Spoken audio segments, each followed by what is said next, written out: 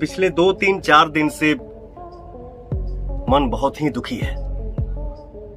बिहार के जो घटना घटित हुई है उसे मैं कड़ी से कड़ी शब्दों में निंदा करता हूं और बिहार सरकार से मांग करता हूं कि दोषियों को जल्द से जल्द पकड़ा जाए और उन्हें कड़ी से कड़ी सजा दी जाए ताकि इस तरीके की घटना दूसरे परिवार के साथ ना हो पाए। इसके अलावा मेरे पास कोई शब्द ही नहीं है।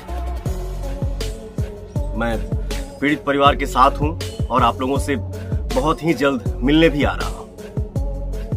आरती कुमारी का यह मांग है कि हमें पुलिस प्रशासन की जो है वो सुरक्षा दी जाए और उसके जो छोटू के जो परिवार वाले हैं वो भी लगातार कह रहे हैं कि पुलिस प्रशासन की सुरक्षा हमें दी जाए, लेकिन अब तक कोई सुरक्षा दी नहीं गई है। इस पे क्या कहेंगे सर?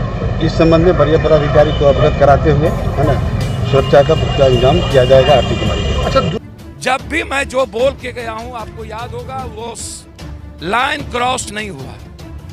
आप भरोसा रखिए, 2 आदमी गिरफ्तार हुए हैं और उनके और लोग गिरफ्तार नहीं हुए। इनमें जो जो लोग इन्वॉल्व हैं उनको दुनिया की कोई ताकत बचा नहीं पाएगा।